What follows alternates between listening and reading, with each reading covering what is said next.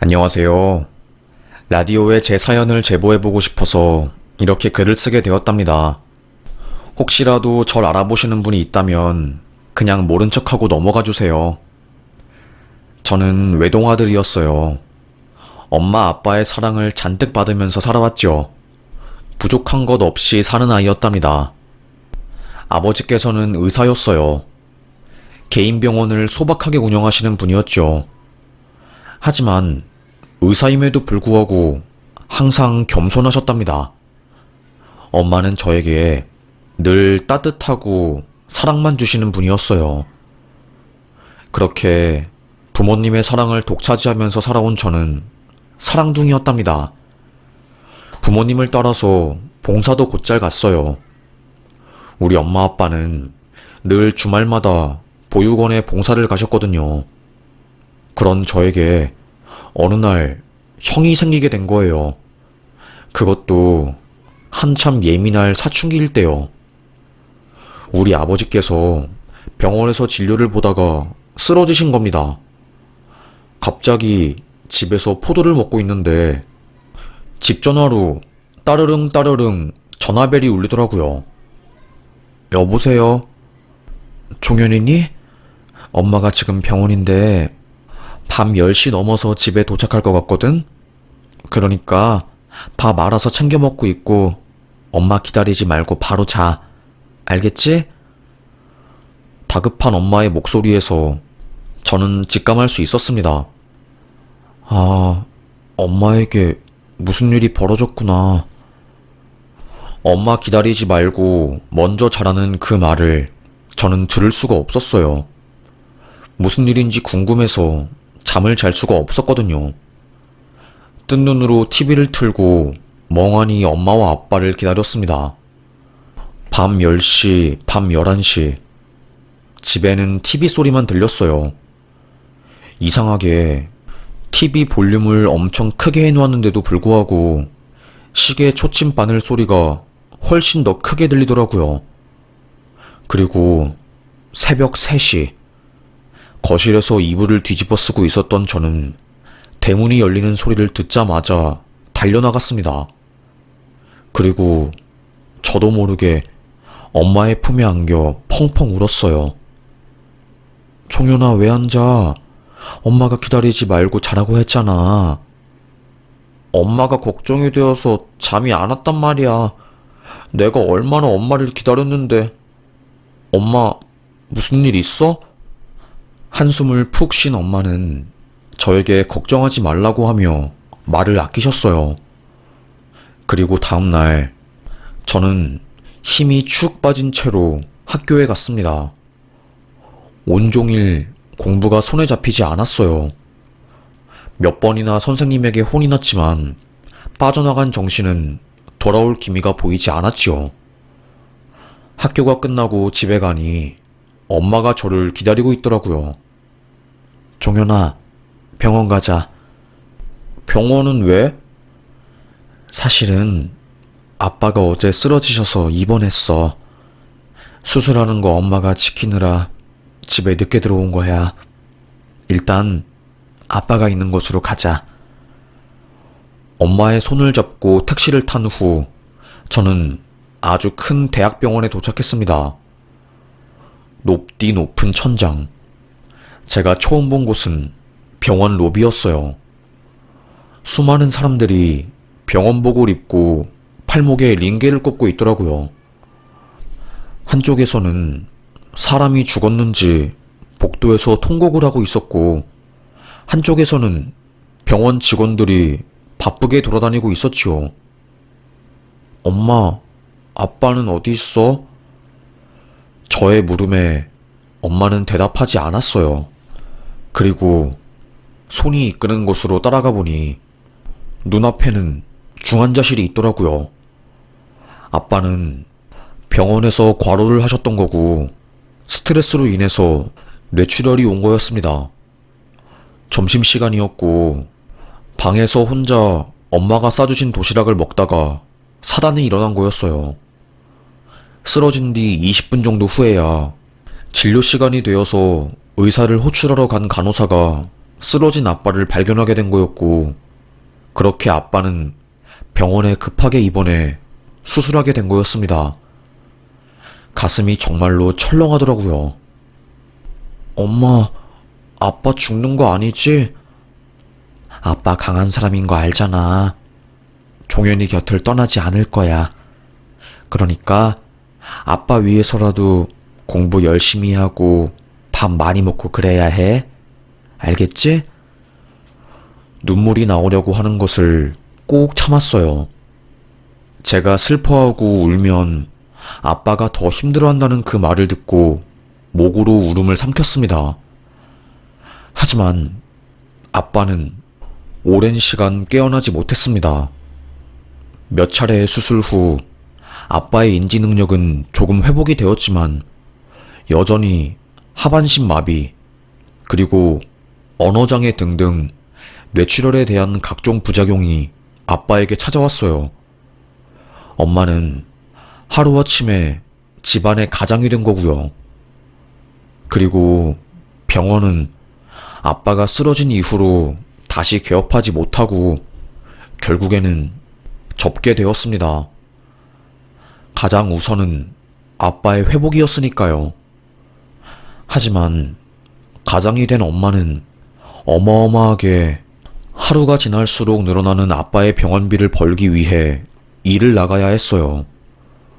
어렸던 저는 학교를 안 다니고 일을 할 수도 없는 노릇이었고요. 결국 엄마가 일하는 시간 동안 어떤 형이 아빠를 간호해 주었습니다. 저는 엄마에게 엄마, 저 형은 누군데 아빠 옆에서 간호하는 거야? 아빠를 참 좋아해 주시는 좋은 형이야. 말을 돌리며 정확한 정체를 말해주지 않았어요. 그런데 어느 날 엄마가 갑자기 저에게 형이 충청도에서 매일 아침에 새벽 버스를 타고 와서 아빠 간호를 하러 오는 거거든. 체력적으로 너무 힘들 것 같아서 우리 집에서 형이 잘 수 있게 해주려고 조금만 양보하자. 저는 싫었어요. 어린 나이였기도 하고 괜히 다른 사람이 저희 집에 들어와서 잠을 잔다는 게 싫더라고요. 하지만 엄마의 부탁이니까 거절할 수도 없었고 아빠를 도와주시는 분이니까 알겠다고 했습니다. 저랑 나이 차이가 많이 나는 그 형은 정말 과묵했어요. 집안에서 혹시라도 민폐가 될까봐 발자국 소리 하나 들리지 않게 조심조심 걸었습니다. 매일 형은 새벽에 일어나서 아빠의 병원에 갔어요. 그리고는 하반신 마비가 된 아빠를 간호했지요. 화장실에 가서 대소변 누는 것까지 전부 도와주었습니다. 1시간에 한 번씩 욕창이 생기는 것을 방지하기 위해서 몸을 뒤집어 주었고요. 팔을 움직일 수 없는 아빠의 식사도 다 챙겨주었어요. 덕분에 엄마는 돈 벌 수 있는 시간을 확보하게 되었고 저는 학교에 다녔지요. 그 형 덕분인지는 몰라도 아빠는 9개월을 더 살다가 가셨어요. 처음에 의사가 저희한테 말하길 아버님께서 많이 위독한 상황입니다. 이미 신경이 다 죽었고요. 출혈 부분을 잡긴 했지만 길어야 한 달일 것 같네요. 그래서 엄마랑 저랑 마음의 준비를 했는데 기적처럼 9개월이나 더 살아주신 거였어요. 예상보다 오랫동안 저희의 곁에서 힘을 내준 아빠의 마지막을 보내드렸습니다. 어린 저는 펑펑 울면서 아빠를 발인하고 땅에 들어갈 때 나를 두고 왜 지금 떠나 아빠? 나는 어떻게 살라고 앞으로? 펑펑 울며 아빠 관 위에 뛰어들어가고 그랬네요. 어르신들이 저를 끌어올리고 그날 저희 모두는 눈물바다가 되었습니다.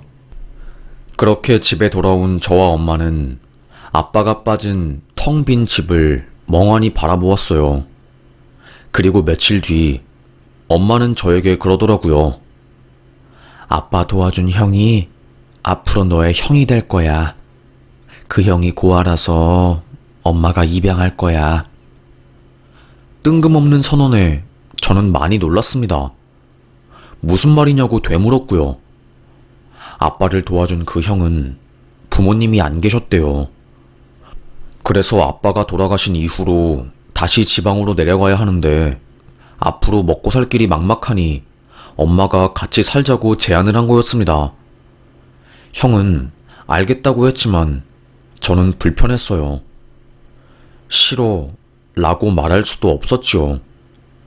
어찌되었건 저희 가족이 힘들 때 아무런 대가도 없이 저희를 도와준 유일한 사람이었으니까요. 그렇게 외동이었던 저는 하루아침에 형이 생기게 되었습니다. 그것도 나이 차이가 많이 나는 형이요. 저는 형이 창피했어요. 말수도 없고 수더분하고 바보 같았거든요. 그래서 운동회나 가족 행사가 있을 때 항상 저는 형에게 형 오지 마. 알겠어? 엄마만 와야 해. 소리치며 마음에 상처를 주었습니다. 형은 알겠다며 고개를 끄덕이며 방에 들어갔어요. 늘 먼저 나서는 법이 없고 저와 엄마를 그림자처럼 따라왔지요. 외동이었는데 엄마의 사랑은 내가 항상 독차지했는데 갑자기 형이 생기니까 너무 질투가 나고 싫은 겁니다. 그래서 괜히 형 앞에서 더 짜증을 부리고 신경질 낸 것 같아요. 엄마가 없을 때는 야, 이 고아야, 우리 집에서 언제까지 얹혀 살 거야? 이제 나가. 제발 나가라고. 아직도 우리 집에 있어? 대체 언제 나가서 살 건데? 짜증나 진짜. 형한테 고래고래 소리를 지르고 나가라고 구박하기도 했답니다. 그럴 때마다 한 번도 형은 저에게 짜증을 내지 않았어요. 그저 조용히 방에 들어가서 책을 보았지요. 그러니까 더 짜증나고 화가 나더라고요. 그래서 그러면 그럴수록 더 저는 모진 말을 했고요. 사춘기라서 더 그랬던 것 같아요. 하여튼 간에 그렇게 저와 형은 좌충우돌을 겪으면서 거진 10년이 넘는 세월을 함께 지내게 되었습니다. 어느새 저도 성인이 된 거였죠. 항상 형은 저의 뒤에서 그림자처럼 저를 도와주었어요. 있는 듯 없는 듯한 존재로 저에게 꽤나 큰 도움이 되었지요. 그런데 전 저를 도와주는 것조차 싫더라고요. 아무리 내가 짜증내고 싫어하는 티를 내도 말 한마디 없이 다 받아주고 날 미워하는 게 아니라 오히려 날 도와주고 내가 잘 되길 바라는 이 사람은 대체 왜 이렇게 내게 잘해주는 걸까 싶더라고요. 별의별 생각이 다 들었습니다. 설마 우리 엄마가 아빠한테 물려받은 재산 노리는 거 아니야? 이런 생각이 드니까 더 화가 나고 의심이 되더라고요. 그러던 중 아빠의 기일이 오게 되었고 형과 저는 아빠의 산소에 가게 되었습니다. 아빠의 선산이 저 밑에 있는 지방에 있었어요. 그래서 형의 차를 타고 갔지요. 오랜만에 본 아빠의 봉분에는 무성하게 잡초가 자라 있었더라고요. 잡초를 뽑는데도 형에게 지기 싫어서 진땀을 흘리며 뽑았던 것 같아요. 그렇게 땀을 흠뻑 쏟으며 봉분을 다듬고 차를 타고 다시 서울로 가게 되었습니다. 고속도로였어요. 앞에 달리던 트럭에서 갑자기 큰 철덩이가 막 도로 위에 쏟아지는 겁니다. 정말 깜짝 놀란 저는 소리를 질렀고 형은 바로 핸들을 꺾어서 차를 돌렸지만 쇳덩이들이 형의 차에 박히고 난리가 났습니다. 쨍그랑 소리와 함께 차 유리문이 박살이 났고 자동차는 고속도로 한가운데서 뱅글뱅글 돌다가 가드레일을 받고 추락한 거죠. 형! 종현아! 우당탕탕 소리와 함께 저는 기절하게 되었고요. 그리고 기억을 잃었어요. 시간이 얼마나 흘렀을까요? 귀에서 무슨 소리가 들리더라고요. 삐삐삐 소리와 함께 여러 사람들이 수군거리는 목소리였습니다. 저는 병원에 입원을 한 거였어요. 김종현 환자분, 맥박이랑 심박수는 정상이고요. 뇌수술로 인해서 지금 일시적인 코마 상태가 지속되는 것 같습니다. 간호사의 목소리가 제 귓가에 울렸습니다. 아, 내가 지금 교통사고를 당해서 병원에 입원해 있는 거구나. 크게 다친 건가? 어떻게 된 거지? 몸이 이상하더라고요. 생각은 드는데 몸이 움직이질 않는 겁니다. 그리고 아무리 말을 해보려고 해도 목소리가 안 나왔어요. 그때 기분이 딱 방음 유리벽으로 갇힌 곳에서 저 혼자서 소리치고 말하는 느낌이었어요. 밖에서는 아무도 제 이야기를 듣지 못하고 있고 저 혼자 바보처럼 소리치는 그런 기분이었답니다. 막 저를 보고 우는 사람의 목소리도 들리고 엄마가 통곡하면서 남편도 죽었는데 어떻게 아들내미까지 보내. 절대 안 되지. 우리 아들 이렇게는 못 보내. 저도 모르게 그때는 눈에서 눈물이 흘렀던 것 같아요. 우리 아들, 의사 선생님, 아들이 눈물을 흘려요. 그때부터였을 거예요. 제가 인지 반응이랑 신경 반응이 조금씩 오기 시작한 게요. 그렇게 처음에는 눈을 뜨고 다음에는 말을 조금씩 할 수 있게 되고 언어 치료를 받으면서 점점 소통을 할 수 있게 되었습니다. 의사 선생님 말로는 동물들이 겨울이 되면 겨울잠을 자면서 몸을 보호하는 것처럼 사람도 크게 다치거나 감당할 수 없는 일을 겪게 되면 일시적인 코마 상태, 그러니까 반수면 상태로 들어가게 됩니다. 종현 씨도 그런 경우였던 것 같아요. 그래도 다시 의식을 찾았으니 정말 다행입니다. 정신을 차리니 그제서야 엄마에게 어떻게 된 일이냐고 물어봤습니다. 앞에 있는 트럭에서 짐을 고정하는 핀이 떨어진 모양이야. 불법으로 단 쇠철핀이 떨어지면서 원래 실어야 할 양보다 훨씬 더 많은 양을 실어서 그게 도로로 와르르 쏟아졌대. 바로 뒤에 있던 너희 차량이 고스란히 피해를 본 거고. 사고 난 게 뉴스에도 났다고 하더라고요. 몸이 좀 회복된 뒤 기사를 보니까 정말로 처참했습니다. 저희가 타고 있던 자동차는 바로 폐차를 하게 되었고요. 그제서야 형이 생각이 나더라고요. 저는 엄마한테 엄마, 형은 어딨어? 어떻게 된 거야? 나중에 말해줄게. 일단은 네 치료에만 집중하자.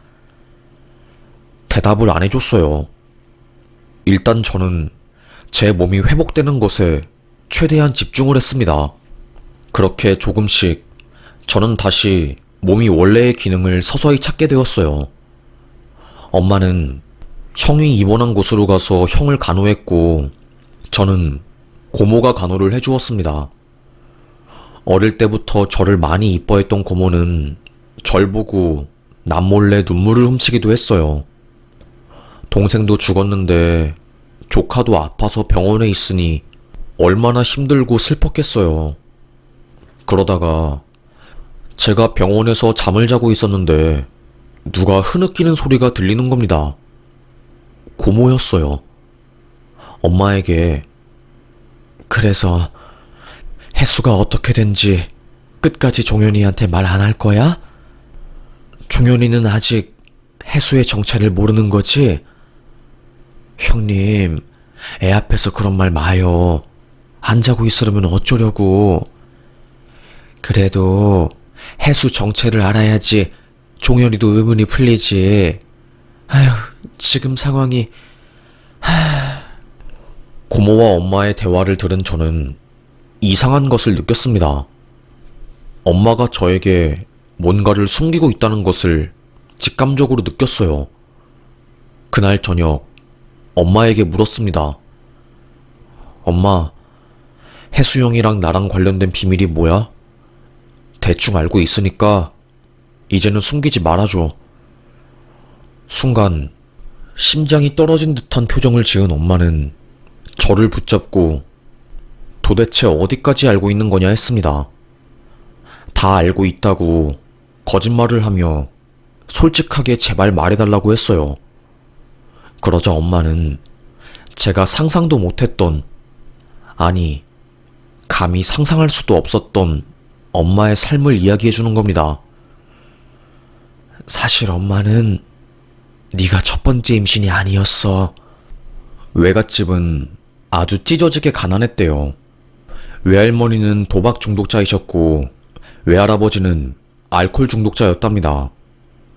매일 집에서 가해지는 폭력과 폭행, 그리고 아동학대들을 견디기 힘들었던 어린 엄마는 학교에서 사귄 남자친구에게 많이 의지를 했대요.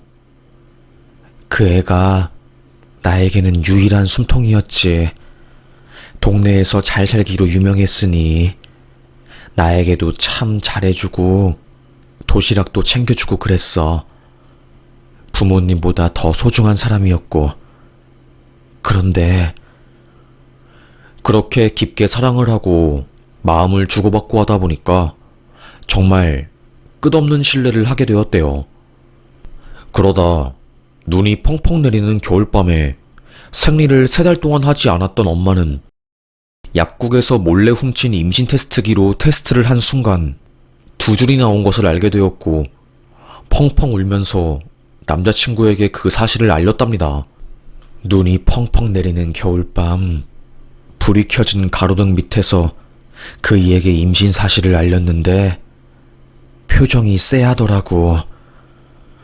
다음날 엄마의 남자친구는 엄마에게 헤어지자고 통보를 했대요. 아이를 임신했는데 말이죠. 사랑도 현실 앞에서는 무너져버린 거였습니다. 쫄쫄 굶으면서 배가 안 나오게 했대요. 원체 마른 엄마였기 때문에 6개월 때까지도 배가 많이 안 나왔답니다. 하지만 만삭이 되면서 배가 점점 나왔고 결국 엄마는 아이를 몰래 낳았답니다. 그렇게 태어난 아이를 데리고 시설에 맡겼대요. 그 아이가 네 형 혜수야. 심장이 쿵 떨어지는 듯한 기분이었어요. 형이 고아가 아니라 엄마의 아들이었다니 너무나도 믿기 힘들었습니다. 저는 엄마에게 그러면 우리 아빠가 형의 아빠인 거야? 그건 아니란다, 종현아. 그게... 시설에 형을 맡긴 엄마는 그곳 관계자에게 시간이 걸리더라도 아이를 꼭 찾으러 오겠다고 약속을 했대요.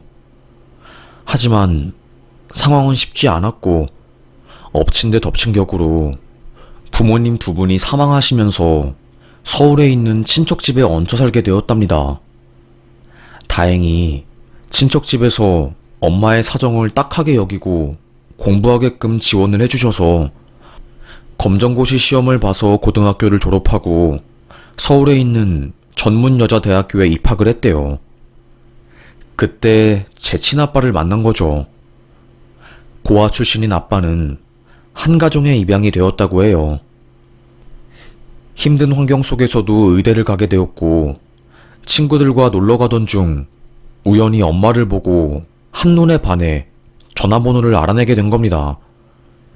끊임없는 구애 끝에 엄마와 아빠는 교제를 하게 되었대요.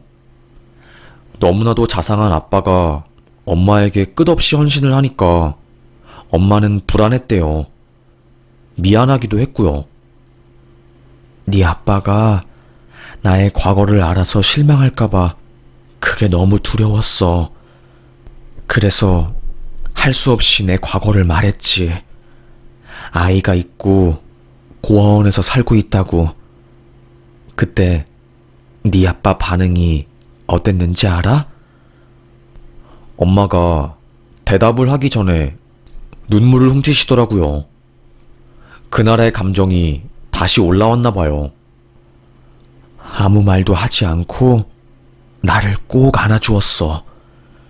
그리고는 내게 고맙다고 하더라. 그 힘든 걸 다 견디고 살아줘서 내 여자가 되어주어서 고맙다고 하더라. 그러면서 네 아빠가 나에게 자기도 비밀이 있다면서 입양하라는 것을 말해준 거야. 20여 년 만에 알게 된 저와 형의 비밀이었어요. 그래서 주말마다 아빠와 엄마는 보육원에 형을 보러 봉사하러 간 거고, 거기서 형이 자립할 수 있게 금전적인 지원을 해주신 거였어요. 저는 엄마 아빠의 사랑을 받으면서 살고 있을 때 형은 힘들게 하루하루 살아온 거였어요. 그러던 와중에 우리 아빠가 아프자 형에게는 친아빠가 아니지만 엄마의 남편이니까 마지막 도리를 지키고 싶다면서 간병을 하러 올라온 거였고요. 그래서 네 형이 아빠 간병을 해준 거야. 어디서부터 어떻게 설명해야 할지 몰라서 너에게 말하지 못했다. 미안해. 형은 너의 존재를 다 알고 있었어. 그래서 형이 저를 품어준 거였어요. 제가 미울 법도 한데 매일 형을 괴롭히고 싫은 티도 팍팍 내고 본인은 고아원에서 고생할 때 엄마의 배다른 아들은 의사 집안에서 떵떵거리고 살아서 미울 법도 한데 한 번도 저에게 밉다는 이야기를 하지도 않고 그저 절 챙겨준 천사인 형이었습니다. 그 모든 사실을 알게 된 저는 정말 펑펑 울면서 형을 찾았어요. 엄마, 형 어딨어? 형 지금 어딨냐고. 고개를 푹 떨구면서 아무 말도 하지 못했습니다. 엄마, 대체 왜 말을 못하는데? 그러자 엄마가 사고 당시 그날의 일을 자세히 말해주기 시작하는 겁니다. 전복된 차에 트럭에서 떨어진 철더미들이 쏟아져서 구조 작업만 1시간이 넘게 걸렸어. 너는 의식을 잃었고 네 형은 의식이 있었지만 다리가 철에 깔려서 피가 안 통하는 상황이었지. 상태만 보면 네 형이 훨씬 위험한데 네 형은 구급대원들 보고 너를 먼저 구조하라고 목 터지도록 외쳤댄다. 우리 아빠가 있는 선산이 엄청 첩첩산 중에 오지였거든요. 그런 시골 도로에서 사고가 났으니 그 근방에는 병원도 없고 그나마 큰 병원에는 외상 환자 수술하는 담당 교수 중에 한 명이 해외 출장을 가서 환자를 한 명밖에 못 본다고 하는 겁니다. 그래서 형과 저 둘 중에 제가 먼저 수술방에 들어가게 된 거고, 뒤늦게 구조된 형은 병원을 이리저리 옮겨다니며 수술할 곳을 찾다가 4시간 넘게 도로 위에서 방치된 거였습니다. 구급차 위에서만 4시간을 있었던 거예요. 결국 헬기를 불러서 서울대학병원으로 형을 수송했고요. 그래서 철근에 깔린 형 다리는 어떻게 됐는데? 그건 나중에 말해줄게. 항생주사 맞을 시간이다. 옆에서 가만히 기다리고 있었던 의사도 저희의 이야기를 듣고 눈시울이 붉어지더라고요. 레지던트 같아 보였습니다. 저에게 주사를 놓아주면서 본인 이야기를 해주시더라고요. 본인도 시골 출신인데 동생이 교통사고 났는데 수술할 병원이 없어서 더 악화가 되었다면서요. 저희 형만 겪는 일이 아니구나 싶었습니다. 더군다나 저는 형의 양보로 먼저 수술실에 들어갈 수 있었지만 형이 아니었으면 저도 수술은 장담할 수 없는 상황이었지요. 사실 엄마에게 모든 이야기를 들은 후 마음이 심란하긴 했지만 오히려 더 편해진 것도 있었어요. 그간 형에 대한 오해를 풀 수 있었고 또 되려 너무나도 고맙고 미안해서 당장이라도 만나고 싶었거든요. 형을 다시 만나고 싶어서 더 열심히 재활치료에 임한 것도 있었어요. 그렇게 물리치료실에서 재활을 하고 병실에 들어갔는데 목발을 짚고 모자를 푹 눌러 쓴 사람이 서 있는 겁니다. 저는 2인실이니까 옆 침실 보호자인가 싶었습니다. 그런데 그 사람이 저를 보자마자 종현아, 제 이름을 부르며 모자를 벗고 오는 겁니다. 그런데 그 사람 왼쪽 다리가 안 보였어요. 저희 형이었어요. 형. 저는 바보처럼 뛰어가서 형을 안았습니다. 10년을 넘게 같이 살았지만 형을 아는 것은 처음이었어요. 바보처럼 정말 대성통곡을 하면서 울었어요. 저에게 항생주사를 놓으러 온 그 레지던트 의사도 눈물을 참지 못하고 울더라고요. 저희 형은 끝끝내 다리를 살리지 못했던 거였어요. 저 대신에 수술방에 들어갔으면 다리를 살릴 수도 있었을 텐데 저에게 수술실을 양보하느라 도로에서 시간을 허비해서 골든아워를 넘긴 거였답니다. 이미 병원에 도착했을 때는 다리 절단 부위에 괴사가 시작되었고 감염이 너무 심해서 자르지 않으면 균으로 인해서 사망할 수도 있는 심각한 상황이라고 했대요. 결국 절단을 한 형은 수개월간의 심리치료와 병원 치료를 받으면서 목발을 짚으면서 걷는 법을 연습했다고 합니다. 엄마는 이 소식을 저에게 말하면 제가 크게 충격을 받아야 할 것 같아서 형이 다리를 절단했다는 것을 저에게 말해주지 않았대요. 일부러요. 저에게 과거 이야기를 말해준 엄마는 형에게 종현이가 이제 모든 것을 알게 되었으니까 병원에 함께 찾아가서 너의 상태에 대해서 말하자고 한 거였습니다. 그래서 형이 용기를 내서 저에게 찾아온 거였고요. 저는 펑펑 울면서 그날 무릎을 꿇고 형에게 용서를 빌었습니다. 형 미안해. 내가 아무것도 모르고 형 가슴에 상처 주는 말만 하고 내가 죄인이야 정말로. 내가 너무너무 미안해. 여전히 형은 과묵하게 웃으면서 저를 안아줄 뿐이었습니다. 종현아, 형은 괜찮아. 네가 웃으면 됐어. 건강하면 됐다. 천사 같은 형은 저 때문에 본인 다리가 그렇게 된 거나 다름이 없는데도 그저 본인을 뒤로하고 저를 위할 뿐이었습니다. 형은 병원으로 옮겨서 저와 함께 치료를 받게 되었어요. 그래도 긍정적이고 씩씩한 형은 의족을 차는 연습을 하면서 다시 사회로 나갈 준비를 했습니다. 저도 녹아버린 근육을 다시 만들기 위해서 물리치료와 운동치료도 부단히 열심히 했고요. 그렇게 3개월 뒤 저희는 나란히 퇴원하게 되었어요. 그리고 그 퇴원날 저에게 항상 항생주사를 놓아주면서 진찰을 해주시는 레지던트 선생님이 저와 형에게 편지를 하나 써주셨습니다. 너무 감사해요. 두 분의 이야기가 저에게 힘이 되었어요.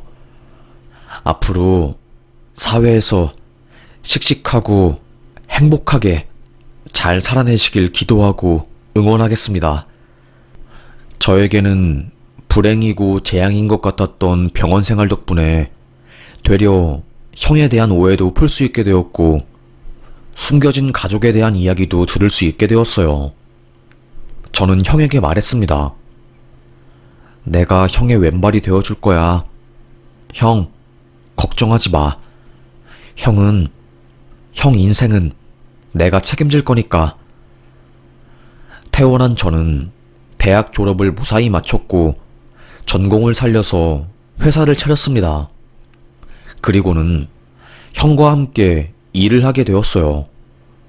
장애인들을 위한 일자리 고용을 늘렸고 형을 필두로 해서 형과 비슷하게 교통사고로 장애를 얻게 된 수많은 사람들과 함께 일을 하게 되었네요.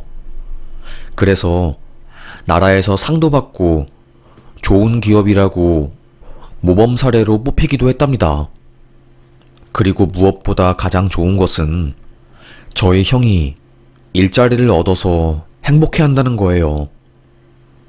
종현아, 나는 똑똑하고 현명하고 능력 있는 동생을 두어서 참 기분이 좋다.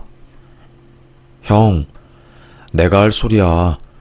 나는 형처럼 담대하고 인내하고 성숙한 사람이 우리 형이라서 너무 기분이 좋아. 그리고 저보다 형이 더 일찍 결혼했네요. 형이 함께 근무하는 팀에서 너무나도 마음씨가 곱고 착한 여자와 조심스럽게 교제를 시작하게 되었고, 총 4년 9개월의 연애 끝에 형은 결혼하게 되었습니다. 다리의 장애를 극복하고 모두의 축복을 받으면서 결혼한 형은 지금 두 쌍둥이의 아버지입니다. 너무나도 이쁜 조카들. 형이랑 똑 닮아서 너무나도 이뻐요. 엄마는 요즘 손녀들을 돌보는 재미에 푹 빠졌고, 형은 장애인 올림픽 대회를 나간다며 남은 시간 틈틈이 운동을 열심히 하고 있습니다. 장애를 가져도 본인의 상황을 탓하지 않고 항상 당당하게 멋있게 살아가는 형이 저는 너무나도 멋있고 대단하다고 느낍니다. 형에게 너무나도 많은 것을 배우고 많은 것을 받았기 때문에 남은 인생 정말 이제는 남에게 갚으면서 살려고요. 정말로 갚으면서 살아도 부족한 인생인 것 같습니다. 내 마음에 사랑을 담는 그릇에 사랑이 차고차고 흘러넘쳐 남에게 줄 수 있는 사람이 되었다는 게 저는 너무 감사해요. 그 중심에 있는 우리 엄마와 형, 그리고 하늘에 있는 아빠. 가족의 소중함이라는 게 바로 이런 건가 봐요. 세상을 나아갈 수 있는 힘을 주는 사랑을 무한대로 주는 존재가 바로 가족이니까요. 형이 넘어지고 다칠 때마다 제가 일으켜 세울 거고 곁에 있어줄 거랍니다. 저는 영원한 형의 왼발이자 정신적 지주인 김종현이니까요. 형, 혜수 형, 나 인터넷에 우리 이야기 썼어. 이만큼 내가 형을 사랑해. 그러니까 우리 앞으로 남은 인생 서로 의지하면서 잘 살아보자. 그리고 엄마, 고마워요.